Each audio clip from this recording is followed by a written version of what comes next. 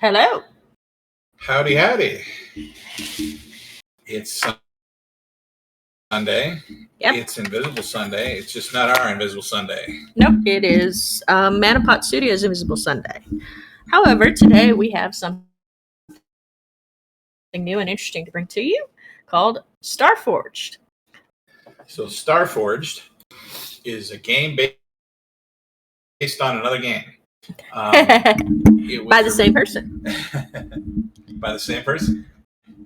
It was originally Iron Sworn, and it was one of the very first games of its kind that used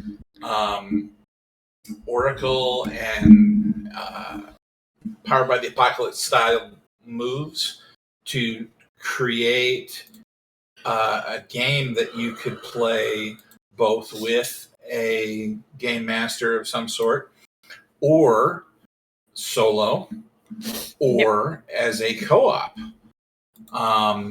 And it got quite a bit of traction. And so Sean Tompkin, the author, decided that he was going to create a science fiction one. And in a Kickstarter, he did Starforged. And we actually backed the Kickstarter. He managed to do Starforged, and there's going to be a pirate one later on too. Sundered Isles, I believe it's called. But so today we're going to start into playing a co-op game of Starforged On Foundry. And so we're going to attempt to figure out Foundry while we're learning.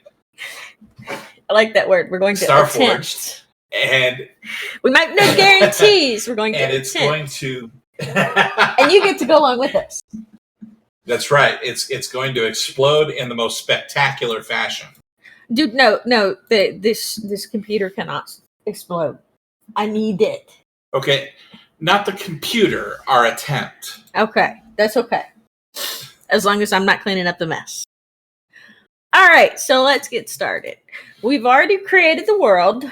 Anybody that's used Foundry or even knows remotely of Foundry, the beginning part of it is you literally create the world. Yeah, looks like I'm The good. world is essentially a file that says, okay, I'm going to use this game system that somebody created as a package or whatever. And there are lots of tools that go along with it. There are lots of really nice YouTube videos that go into detail on how to do that. Mm-hmm. So, and now, obviously, we've chosen Starforged. So first up is setting truths. Now, for anybody that hasn't played Starforged, Starforged is a build your own. It gives you a set of parameters. I had the English. I don't want to English. I've been thinking in JavaScript all day. It gives you a set of parameters, and then you choose those parameters, and that's kind of what drives your oracles, which helps you tell your story of the game that you're playing. We're co-oping, and so that you're aware, there's only one character, because we're both using something called VNC to access the computer that's hosting the Foundry. Why? Because we're lazy. Shh. Don't give away our secrets. Okay, our secret is we're lazy. And I got told repeatedly all week by my programming teachers that lazy is good. Because ethical laziness is good. Yes, I will agree with that. So, let's start with the cataclysm. This is what happened to cause us to run away into the darkness. Run away! But I want cuddles. I'm still in the darkness, but I want cuddles. There may have been a bunny with really long, pointy teeth involved. Yes. No. It was a bat in the hands. And it's so cute. And I want a ferret, but Josh said I can't have one. So Anyway, Cataclysm. Cataclysm. All right, first up, we've got the sun plague extinguished the stars in our home galaxy. The anomaly traveled at incredible speeds, many times faster than light itself, and snuffed out the stars around us before we realized it was coming. Oh no! Few of us survived as we made our way to this new galaxy. Here in the Forge, the stars are still aflame. We cling to their warmth like weary travelers huddled around a fire. We suspect the sun plague was caused by. And then it gives you a quest starter. So the galaxy your people left behind is a cold, lightless grave, but a solitary star still grows a beacon in the vast darkness. How did the star survive the plague? Why do you vow to find the means to travel across the immeasurable gulf to this distant light? Because to me, that just sounds a little too flood. A little bit, yeah. Plus, I'm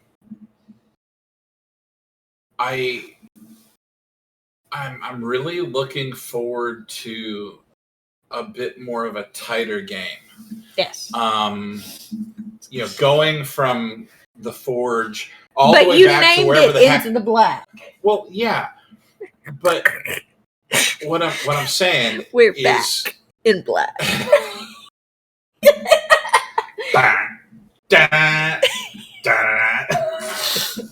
Anyways, all right. So yeah, I think that vowing to travel across immeasurable gulf is back just to where we came from. Not the feel I'm going for. Not really the feel, and the whole sun plague. That just I'm gonna. The name is the plague. Okay, Mr. the Plague. So anybody that knows you hapless techno-whitey. While I was working on my homework, somebody was watching Hackers. Not naming any names. What? It's a classic.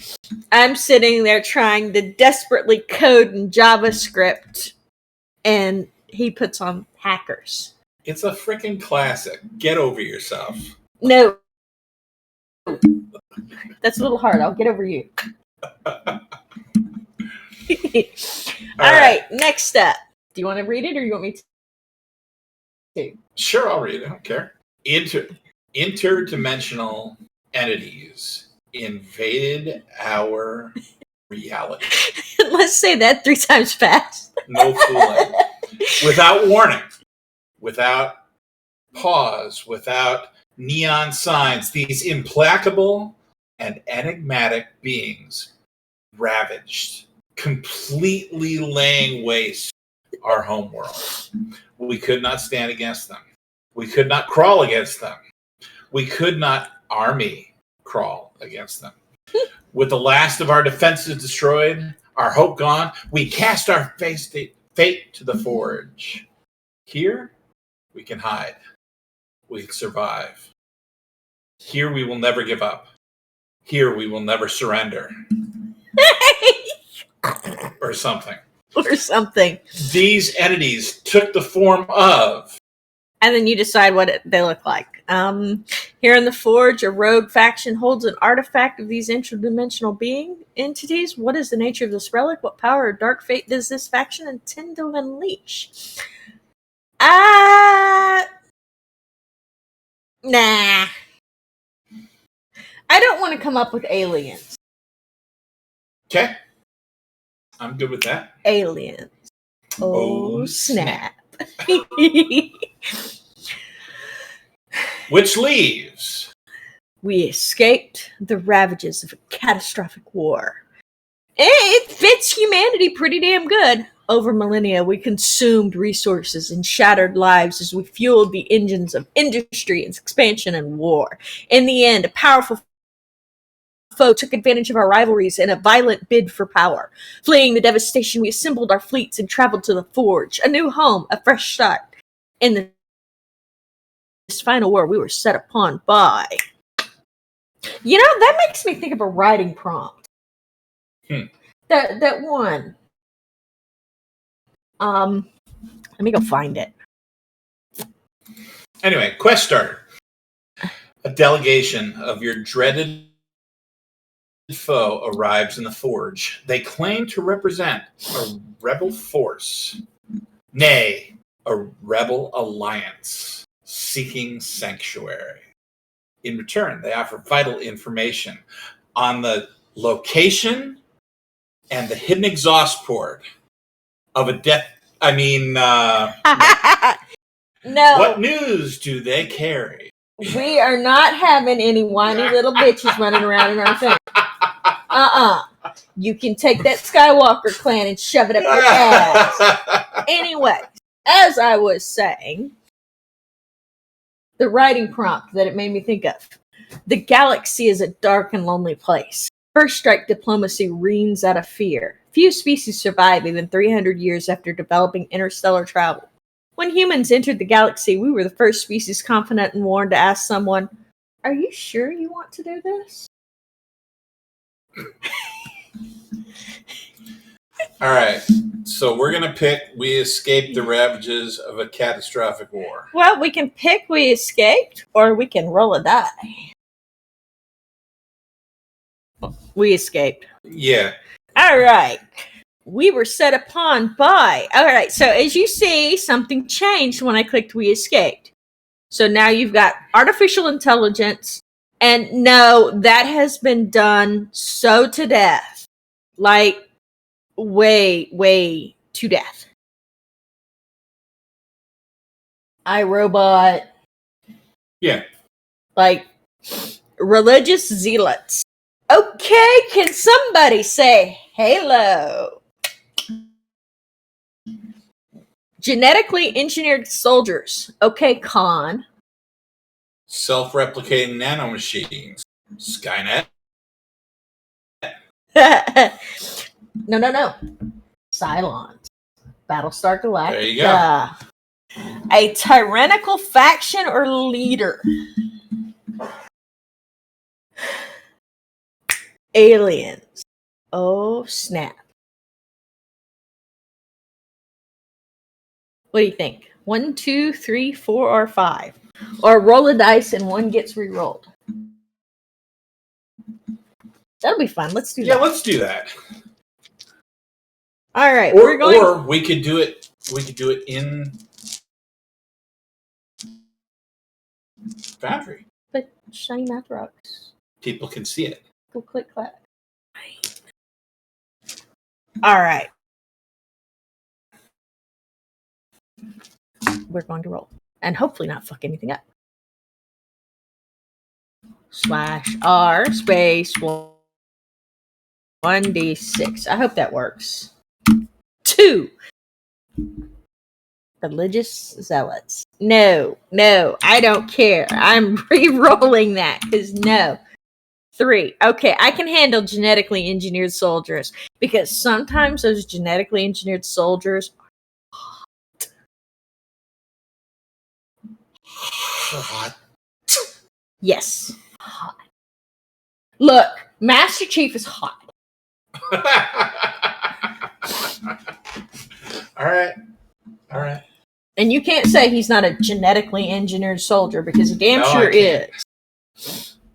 Okay, so whatever's going on, we are not. The Foundry thing is not updating for some reason. Give it a second. It might be a glitch. All right, let me see. See what I mean? I don't know why it's not updating.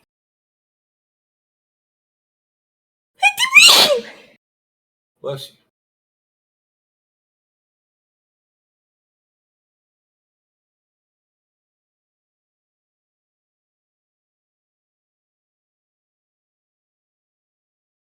Now it updated. There we go. Maybe it's just being weird. In my defense, sometimes OBS gets weird. Fair enough. See, you're scrolling. I can see it. Excellent. So, all right. We are fleeing genetically engineered soldiers. Yes, we are fleeing genetically engineered soldiers. Maybe we should make a note. Create journal entry.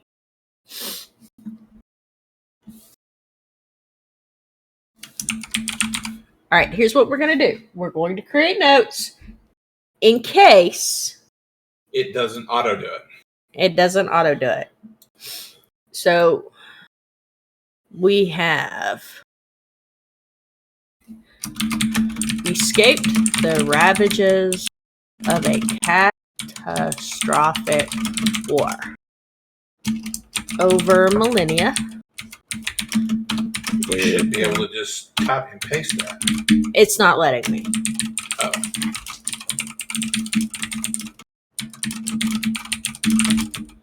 Engines of industry, expansion, and war.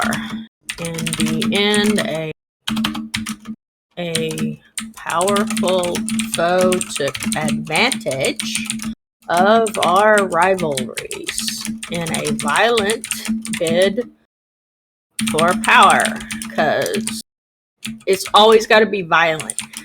Always violent. I don't understand, because so many people would happily let somebody else be in charge as long as they got food and internet.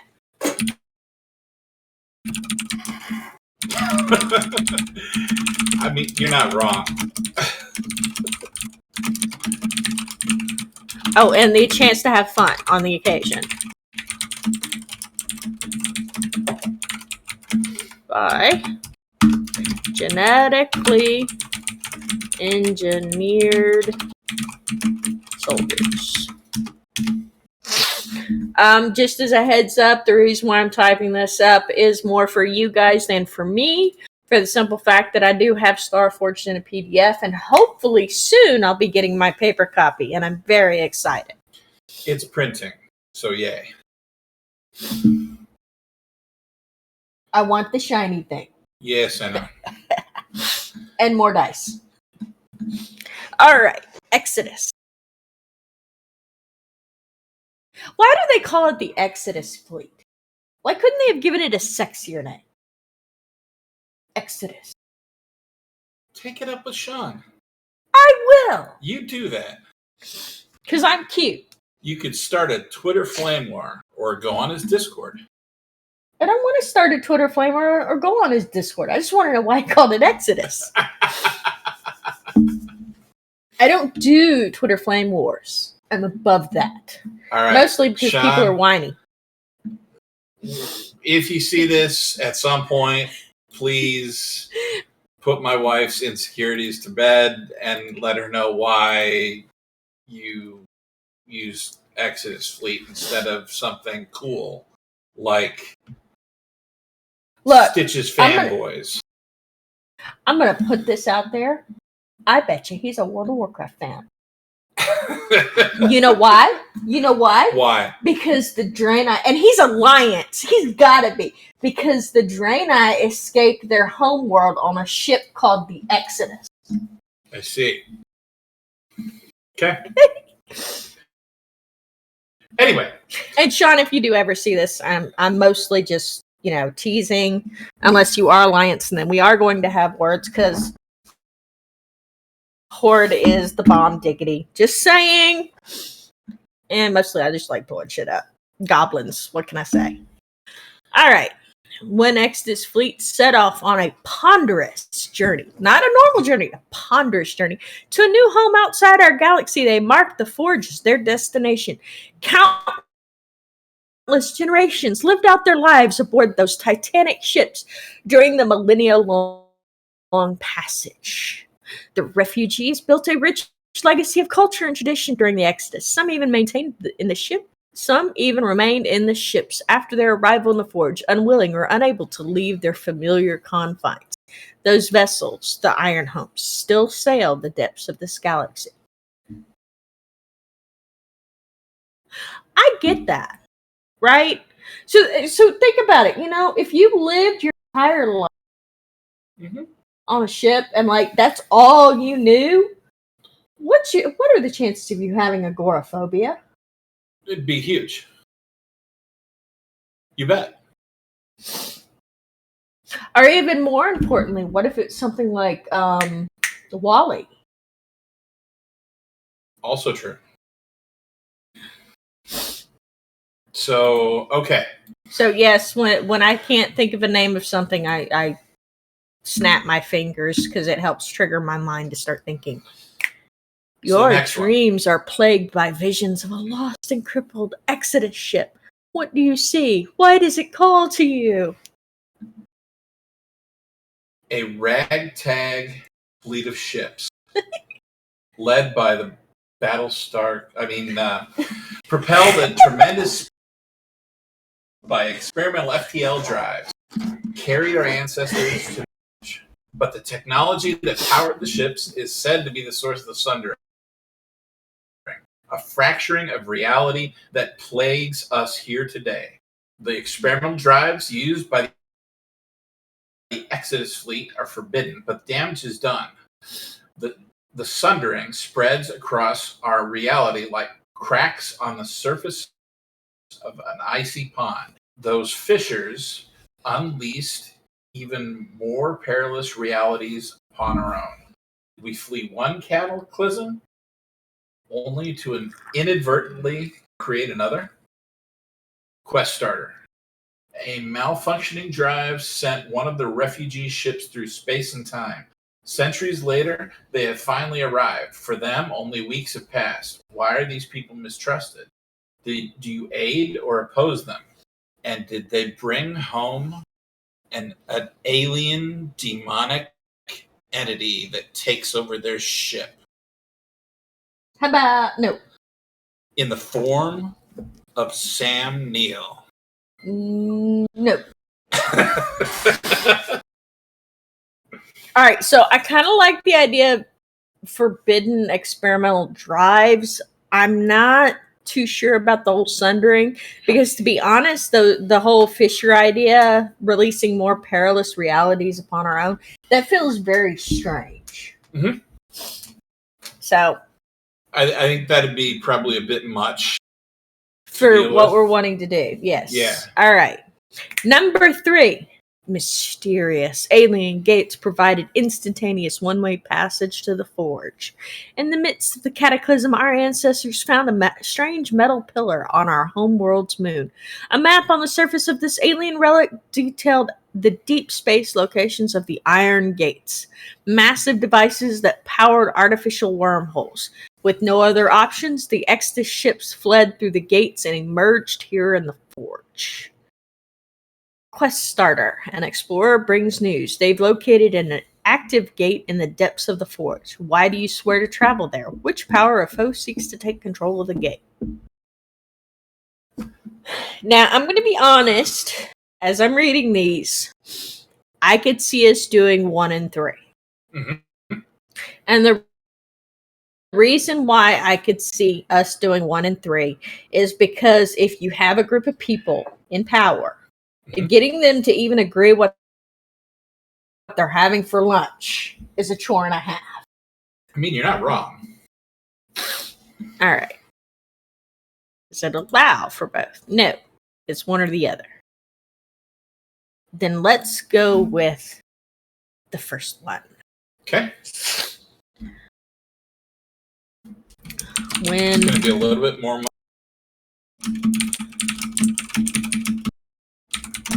Well, we're starting out. That's okay. And it's only going to be as Monday we make it. There's nothing wrong with that. Ow! I apologize for that. That hurt.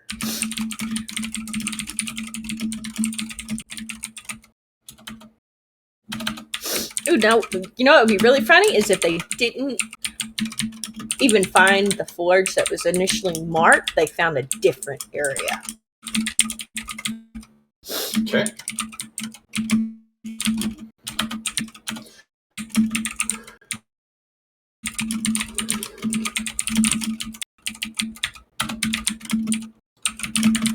You know, he really likes the whole linear. It's been a millennia. A millennia. Why does he like the millennia? Is it because it's such a long time? Yeah. All right. The refugee built a rich legacy of culture. You know what? I'm just going to leave that. And then later, if I need to put that in, I'll just pull it from the PDF. Works for me. All right. That way we're not spending all of our time typing. All right. Next up, communities. Few survive the journey to the forge, and we are scattered to the winds in this perilous place. Our settlements are often small, starved for resources, and on the brink of ruin. Hundreds of far-flung settlements are lost and isolated within the untamed chaos of this galaxy, and we do not know their fate. Now,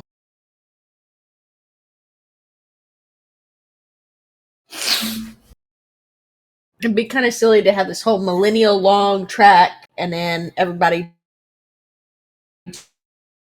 just scatter. Yeah. I mean, I don't mind so much the idea of a few people wanting to go off and found small communities and stuff. Yeah, but I don't think everybody's gonna.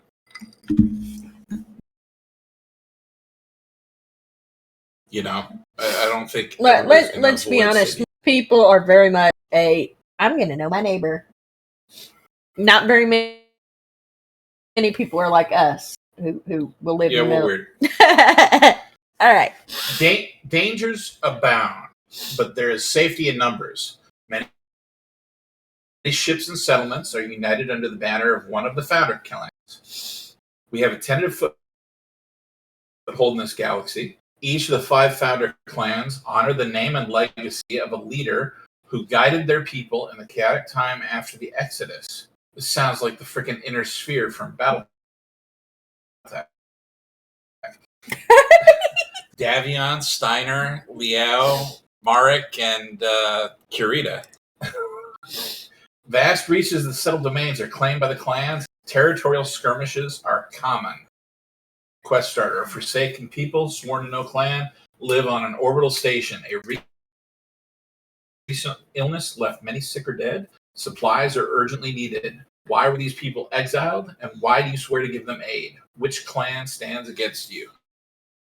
All right, look, I'd be okay with that, but we need to name one of the founder clans Buffy. Clan Buffy. And the other one, Tiffany. Oh, jeez. And one will be called Karen. I want to speak to your manager. Jeez. All right. We have made our mark in this galaxy, but the energy storms we call balefires threaten to undo that progress, leaving our communities isolated and vulnerable. Starships navigate along bustling trade routes between settlements. We built burgeoning outposts on the fringes of known sectors, and bold spacers chart new paths into unexplored domains.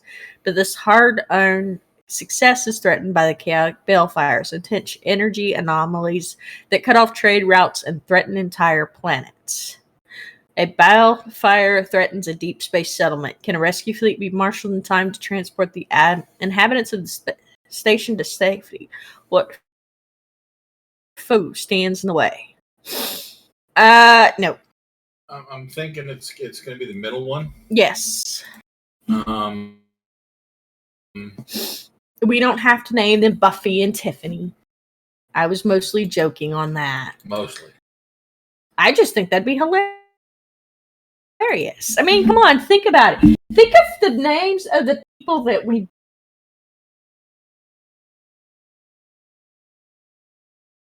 I lost my English. Shit. Revere now. Okay. George of the Jungle. No, but seriously, okay? Think about All right, let's take a moment and talk about language, right? Oh boy, here we go. Think about the English language and the way we say things changes over time. Mm-hmm. So, and then we've got these people that have been on this ship for fuck knows years. how long, millennia. Yeah. And so names have changed. But what if, and this is something I'm going to toss out there, what if the name of the person that they revere is not necessarily the name of that person, but something that they have chosen to identify themselves with?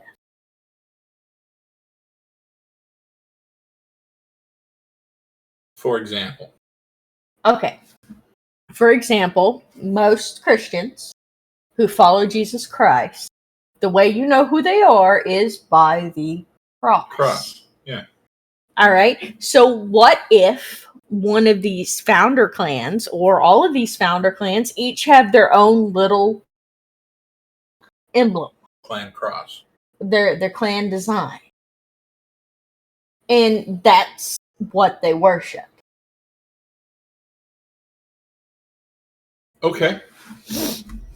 I'm here for that. Of course, I just wanted to name one of the clans Tiffany so we could have the Breakfast Club. And if you don't know what I'm talking about, damn, I'm old. That's okay. We're going to have a revolt within Clan Tiffany to where they have the second. All right. So we've picked dangers abound, but there is safety in numbers. I do think I want to keep that one quest starter, though, the whole abandoned thing, because that just... I could see that. The top one? Yeah, the quest, the abandoned. Okay. Ooh. Iron. Now, for anybody that's not familiar with Starforged or Iron Sword, one of the things that you do with your character when you're playing is that you either, that when it comes to something really important, you swear a vow on iron. And it becomes an action driver for you. Yes. And it's very, very important to keep your word. It's kind of like, people putting their hand on the Bible in a church, or not a court of law, and swear to tell the truth, the whole truth, and nothing but the truth. Yep. So, this is going to talk about where the iron comes from. Iron vows are sworn upon the remnants of ships that carried our people to the forge. Many of our outposts were built from the iron bones of the Exodus ships. Fragments of these ships were also given to survivors as a remembrance, passed on from one generation to the next. Today, the Iron Sworn swear vows upon the shards to honor the sacrifice of their forebears, the essence of the places left behind, the souls of those great ships.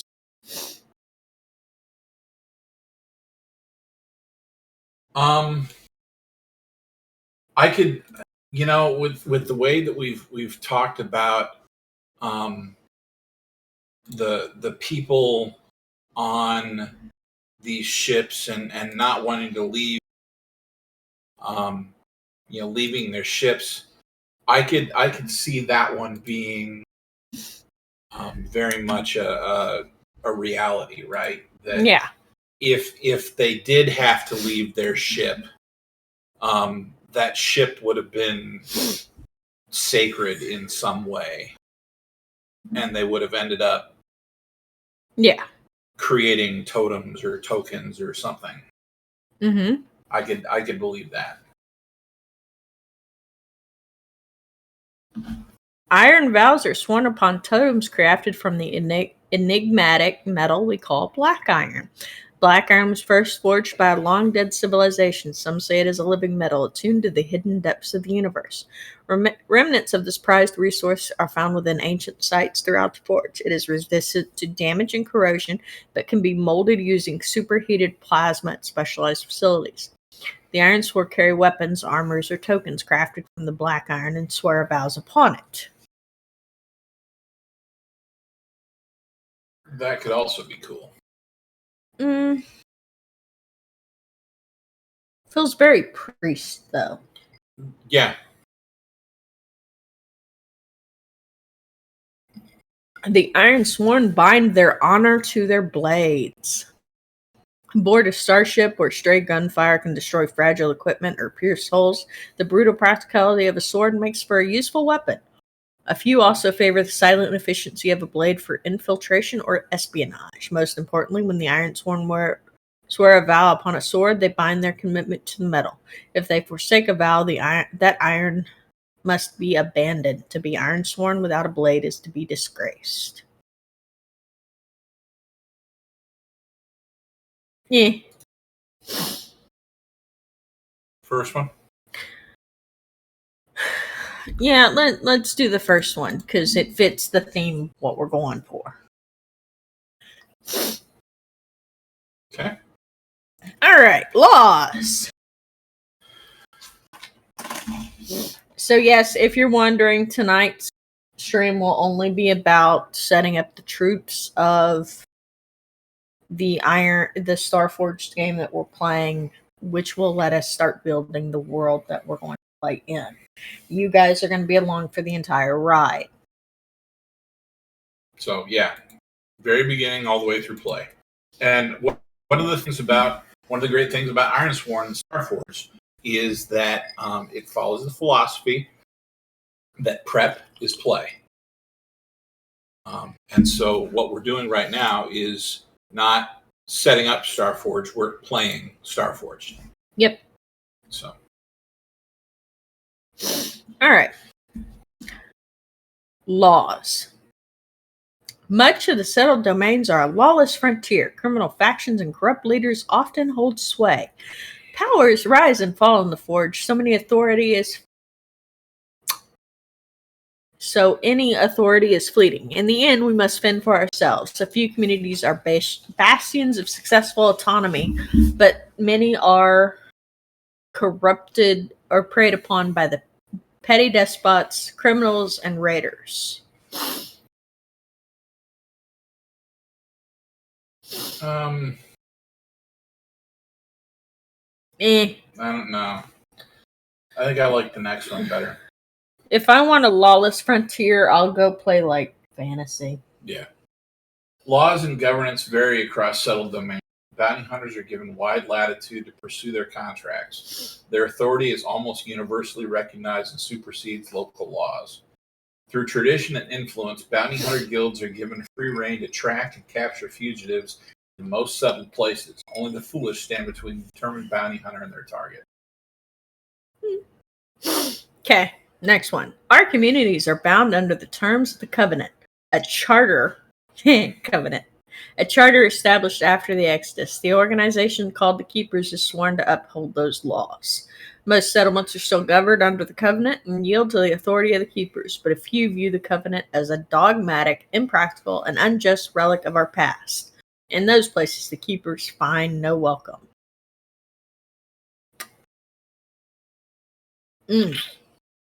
Yeah, I think I like the second one better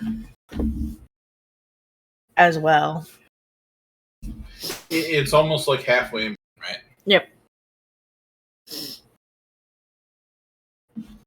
Ooh, the big thing people most often argue.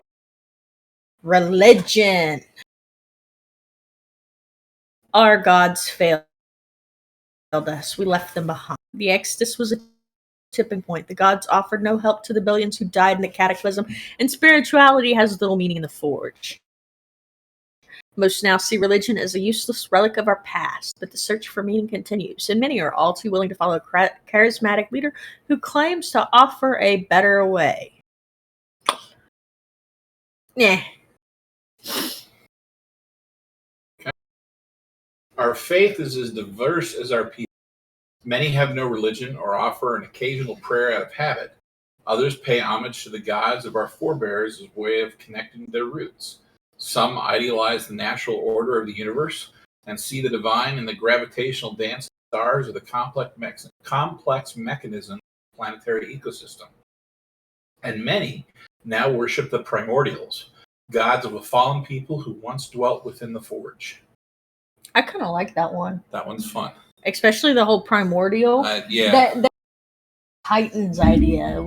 Gaia and... Or like the Mass Effect with the people that came before the humans and the others, whatever they were called. Forerunners? Yeah, no, that was Halo. No. Well, shit. Let's go look that up. All right. Maybe it was Mass Effect. Early aliens? Aliens. Maybe it was Forerunners. Who built the relays? Reapers.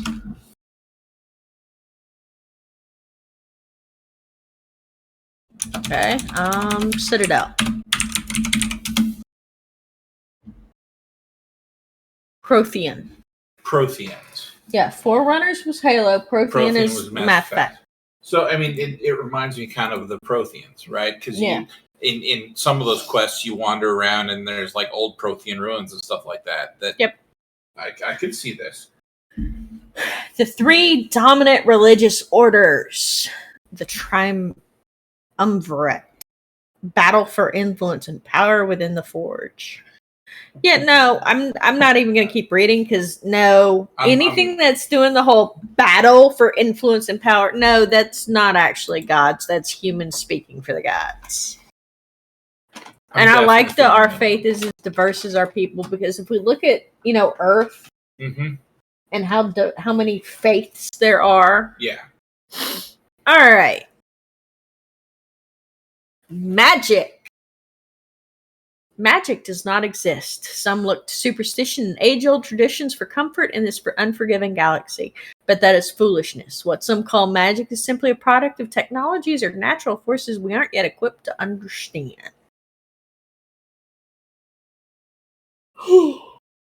Depends on how hard sci-fi we want to go. No, I'm not going hard sci-fi. So let's do some magic. Do I look like Isaac Asimov? I'm Robert Aspler. Supernatural powers are wielded by those rare people we call paragons. While not magic in the truest sense, the abilities of the paragons are close to magic as conjure. These powers are born of genetic engineering, psychic experimentation, and some other stuff. So we have some quasi Magitech augmentations. I wonder where I've heard that before. How about unnatural energies flow through the Forge? Magic and science are 2 sides of the same coin. Soon after our arrival, some displayed the ability to harness the Forge's energies. Today, mystics invoke this power to manipulate matter or see beyond the veils of our own universe. But this can be a corrupting force, and the most powerful mystics are respected and feared in equal measure. I kind of dig that, not so much because it's magic, but because of how screwed up it make the storylines. That would be hilarious. You know what I mean? Like how gonzo that could get. I could dig that. All right, that's what we're going with, the unnatural energies, especially the whole respected and feared in equal measure. That's what I mean. Like, I'm sorry, you know what that makes me think of? Fern Gully. Yeah, kind of. So on one hand, we had the dude that was destroying everything, and then she comes along, and when she comes out of the flower and she's floating down, and the things are, and everybody's like, oh, and then bowing to her and shit. Yeah, that was just kind of. If you haven't seen it, you need to see it because it's got my heart, Robin Williams as baddie. Human tails. Humans don't have tails. They have big, big butts that they wear in bad shorts. Walk around saying, "Hi, Helen." All right, communication and data. We are not going with it. It is a dark age. Okay. So this one Information is life. We rely on space-borne couriers to transport messages and data across vast. It's the space version of the Pony Express. And quite frankly, there's something very endearing about that idea. I don't have any idea what it is, but I think I like that idea. It reminds me of that theme from the Newsies, right? Carrying the banner. Yeah, they're running around the universe in these ragtag little ship things. I was thinking more along the lines of the Postman, or that too. You know, I'm gonna state straight up, The Postman was about the only movie I actually liked Kevin Costner in. I had a blast with that, and everybody hated it. That was the only movie I liked with Kevin Costner. But I thought it was a great movie. I can tell you why people hated it. Think about the way it portrayed a lot of stuff. Uh-huh. You know, you've got this tablet of data, right? Come rain, come storm, come cosmic black hole, I will get this tablet to, wherever, right? And I like the fact that it allows cool. Digital, at a larger place. So I think that I do want to take parts of in the settled domain and incorporate that, because I could fully see, if it's a large outpost, being able to do two-way radio. Well, yeah, or cell phones. My issue big ships that didn't crash, they probably stripped. If they went off the ship, they probably stripped communication arrays and all that jazz, and incorporated them in their city. I could see, all right, The Martian. Uh-huh. We were able to communicate. That one, that the space station probe that went out past Jupiter. Voyager? Yes, we got pictures from them about 6 months ago. So the communication's there, but it was 20 years of dead. Yeah. So, yeah. I mean... So I can see it's much faster. So yeah, I can see high-speed telecommunications local, but distance communications not so much. So let's base it in the middle and then grab some. Yeah, because we can always just grab it from the PDF. Yeah. Yeah. If you don't have it, you should totally get it. This game is awesome. By all means, please. Excellent, and even most importantly is that if you can't find people to play with, you can play by yourself. It's set up to where you can solo play. There's whole communities around solo play of this and other type games. You should totally check them out. All right, medicine.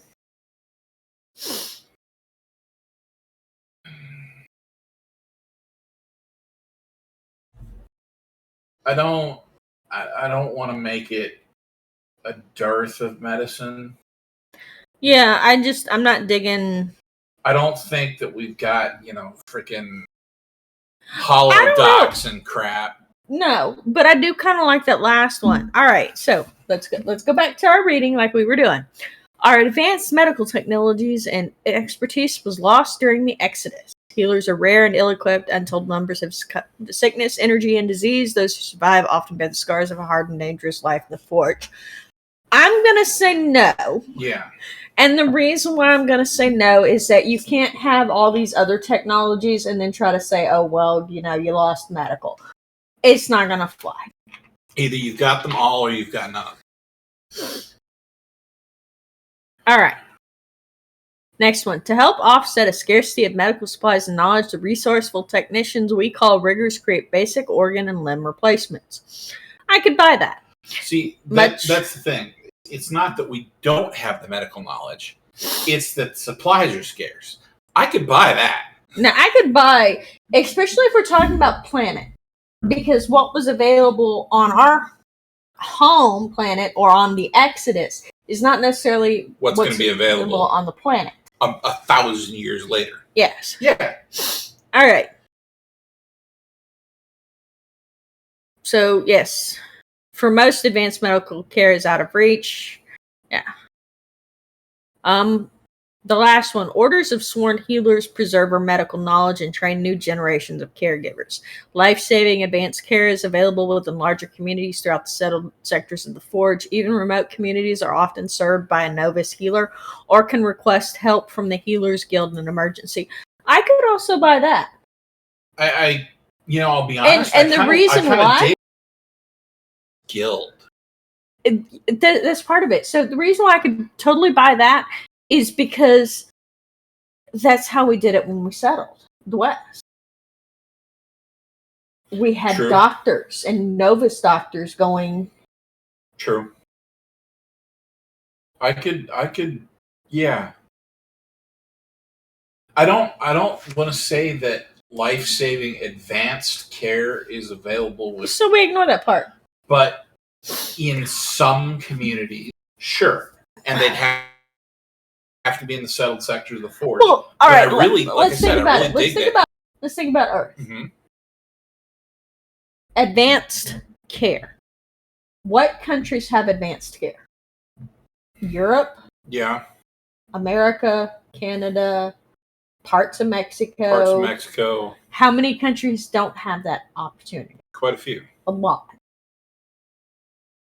A huge chunk of Africa, part of South America, part of Eurasia. And even, right, so even here in America, right? I'm going to use America, even though we don't have the greatest at all medical care. The Amish community. Yeah. They typically don't have access to advanced medical care because they don't go to hospitals. People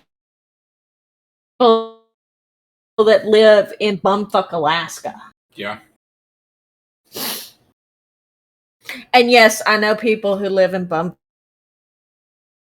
Alaska, and I'm gonna state this straight up. They're fucking crazy.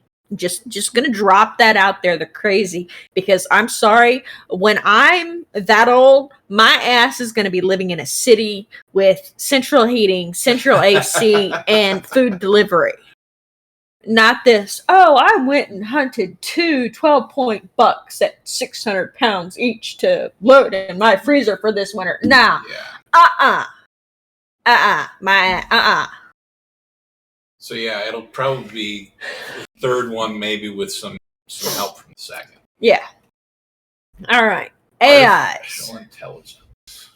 We no longer have access to advanced computer systems. Instead, we must rely on the seers we call adepts. Our computers are limited to simple digital systems and the most basic machine intelligence. Nah. I just... Same reason as the other stuff. If we either got it or we don't. Now, I could buy not having AIs. Sure. But not the advanced computer systems. Even if it's... All right, so I read this book, and it's by David Weber. A set of 3. Mutineer's Moon was the first one. So in the third book, his daughter crash lands on this planet, and the planet, and she's on the planet, and she discovers a highly advanced computer. Mm-hmm. The problem is that the people that were on the planet had no idea how to use the computer. Okay. Now, I could buy that. Like, they lost the understanding. Like, a part breaks, and they can't fix it, they can't replace it, or it loses power, and, generations pass, and they forget what this thing is. And even if they get power, they don't know what to do with it. Yes. I could buy that, but not actually having the stuff. No, I'm not going to buy that. Especially if we're going to say that these ships are still around, because the ships had it. I dig the second one. The vestiges of an advanced machine intelligence are coveted and wielded by those in power. Much of our AI technology was lost in the exile. What remains is under the control of powerful organizations and people, and is often wielded as a weapon or deterrent. The rest of us must make do with primitive systems.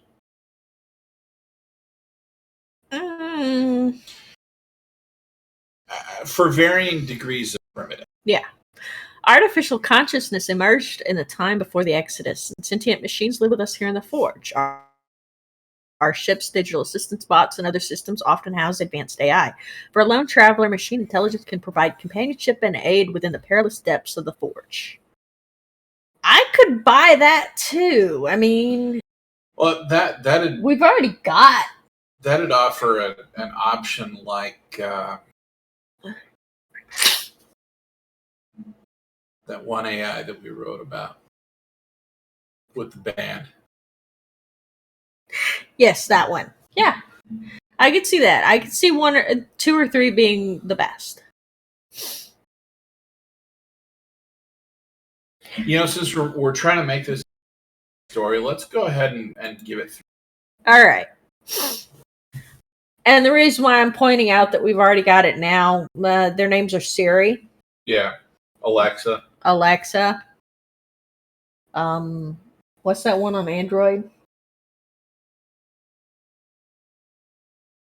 Babel? Alexa? No, the other one. I don't know. Alexa's with Google. I think it's called Babel. Okay, whatever. And look, let's be honest, sometimes Siri gets a little creepy, especially when you're listening to music and then suddenly she starts reading you Discord messages. War. Because it's always going to happen. Never changes. Here in the Forge, resources are too precious to support organized fighting forces or advanced weaponry. Weapons are simple and cheap. Starships are often cobbled together from salvage. Most communities rely on ragtag bands of poorly equipped conscripts or volunteers to defend their holdings, and raiders prowl the Forge in search of prey.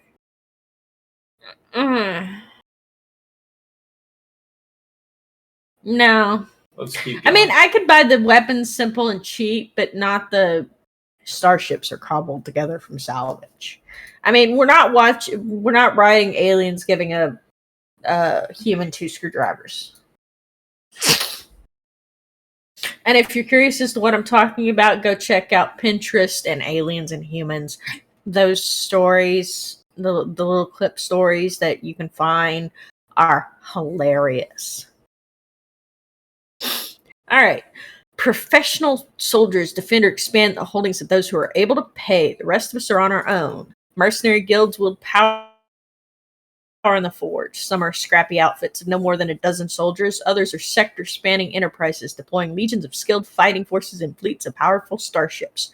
Most hold no loyalty except to the highest bidder. I could buy that. Mm-hmm. Especially when you combine it with the whole bounty hunter thing. Yeah.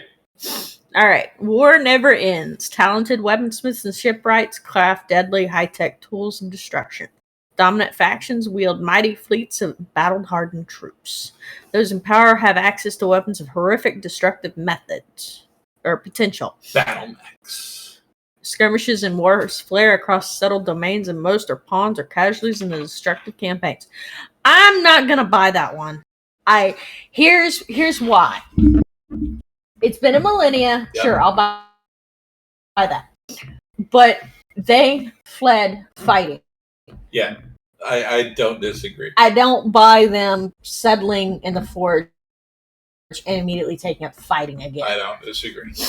I could see the professional soldiers because there is something to be said for fear. Life forms.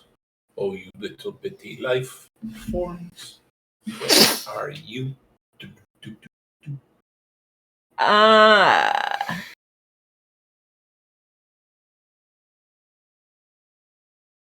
Life forms. This is a perilous and often inhospitable galaxy, but life finds a way. I'm going to go ahead and state straight up we're not doing number 2. Okay. So you finish reading number 1. But life in the Forge is diverse. Planets are often home to a vast array of creatures, and our starships cruise with spaceborne life forms riding in their wake. Even animals from our home world, carried aboard the Exodus ships, have adapted to live with us in the Forge.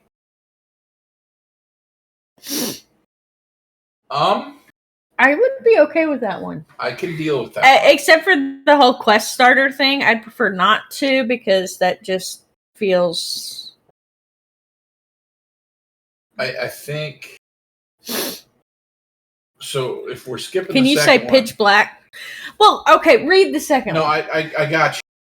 Many sites and planets are infested by dreadful forge spawn. These aberrant creatures threaten to overrun other life in galaxy. Can you say the flood? I can say the flood.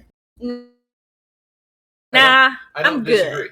And for almost the same reason, I don't like the third one either.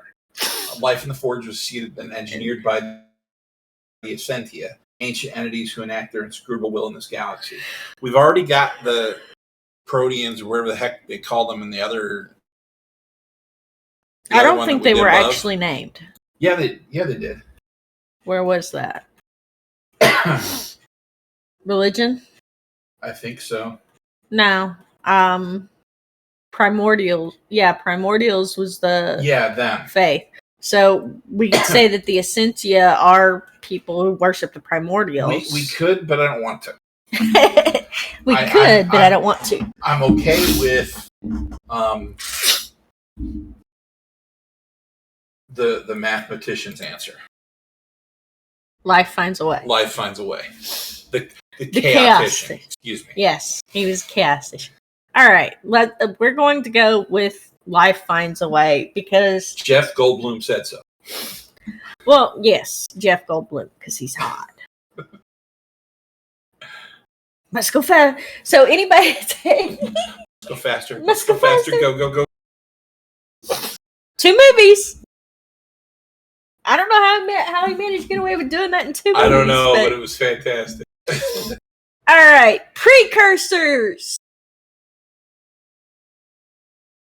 Over eons, a vast number of civilizations rose and fell within the Forge. Today, the folk we call grubs, scavenger crews, and audacious explorers delve into the mysterious monuments and ruins of those ancient beings. Incomprehensible technologies, inexorable time, and the strange energies of the Forge have corrupted the vaults of the precursors. Despite the perils, grubs scour those places for resources and discoveries.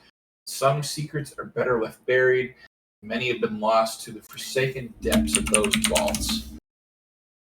I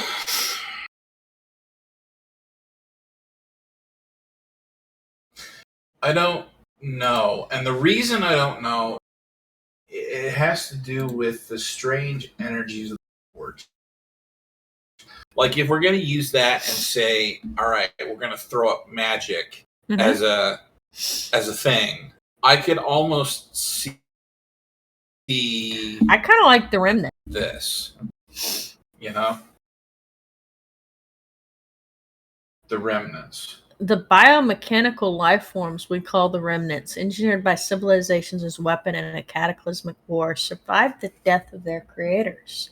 On scarred planets and within precursor vaults throughout the Forge, the remnants still guard ancient secrets and fight unending wars. So we're going to go and we're going to delve and we're going to... Sure. We're going to fight off freaky, weird, old technology. Battle mechs.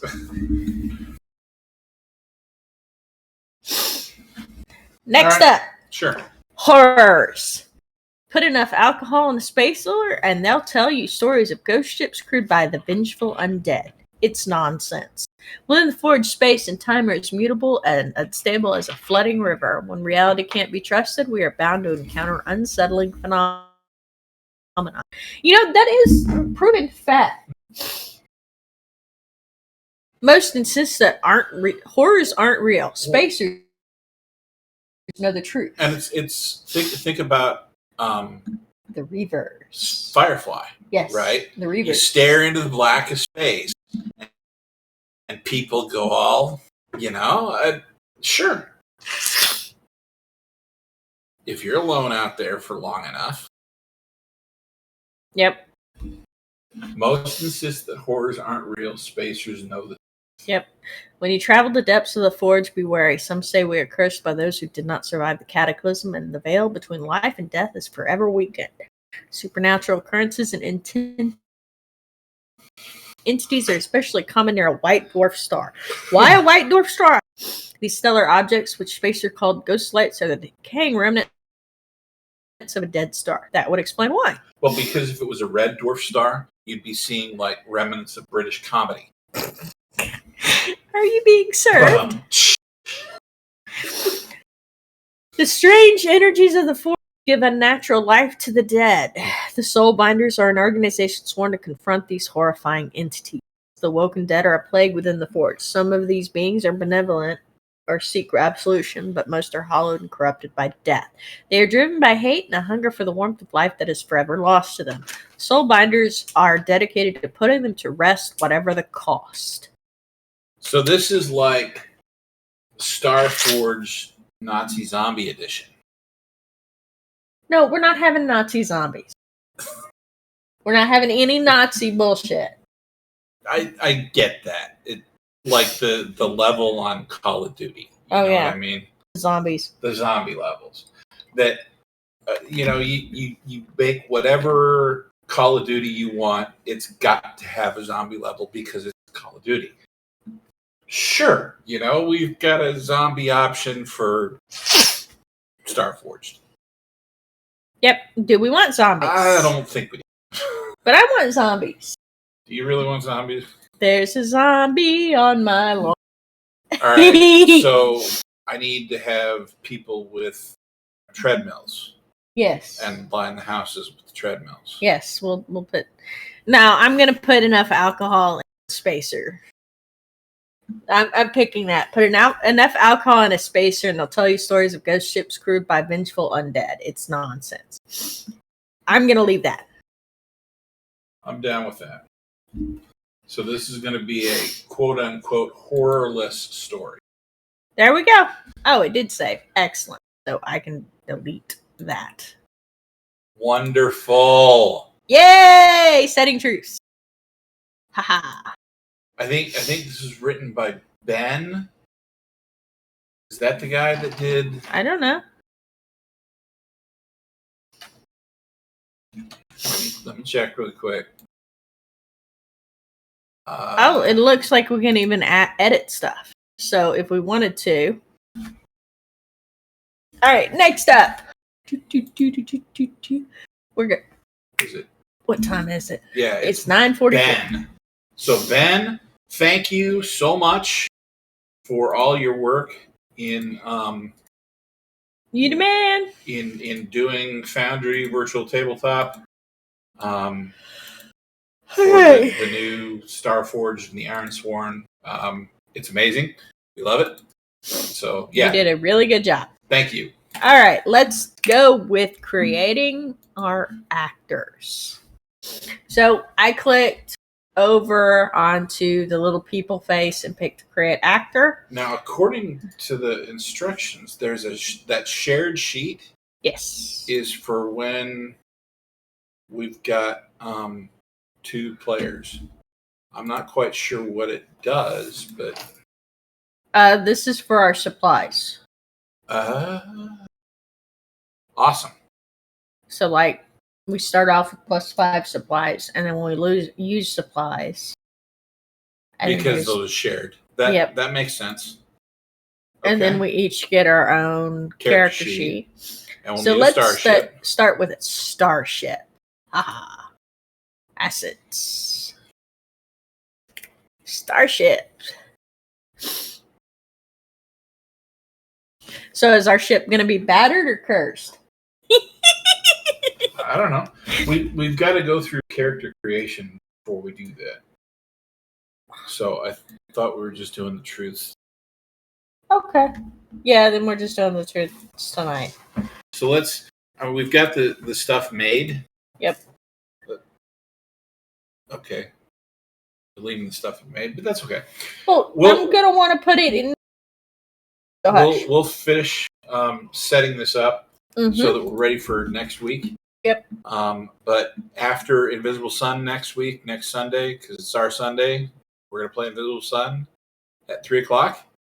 At 8:30 next Sunday, we'll be back doing this, and we'll do character creation. Maybe. So I'm back in school. Okay. So if I have a shit ton of homework and I don't get it all finished, I will not be doing anything but working on my homework because school. Saturday we will not be playing Vampire V Rising. We're going to be playing a different game. The next game is to be determined, but yeah, no. I've reached my limit on V Rising. Yes. I want to play a game where I can relax and shoot people, not just, die a lot. All right. So next up, yeah, we will be returning Saturday, playing a game. I don't know what game we're going to be playing, and then Sunday is Invisible Sunday at 3. From 3 to 6, and I hope you join us. And if I don't have a shit ton of homework, then we will be back working our way through character creation and ship making for Starforged. Yep. I want to make a ship, okay? Because ships are sexy. Part of the assets get character is a ship. Yes. So I want a sexy ship. Okay, fine. It's going to be a sexy ship. Yes. Anyway. What's the point of having a ship if it's not sexy? Sexy ship.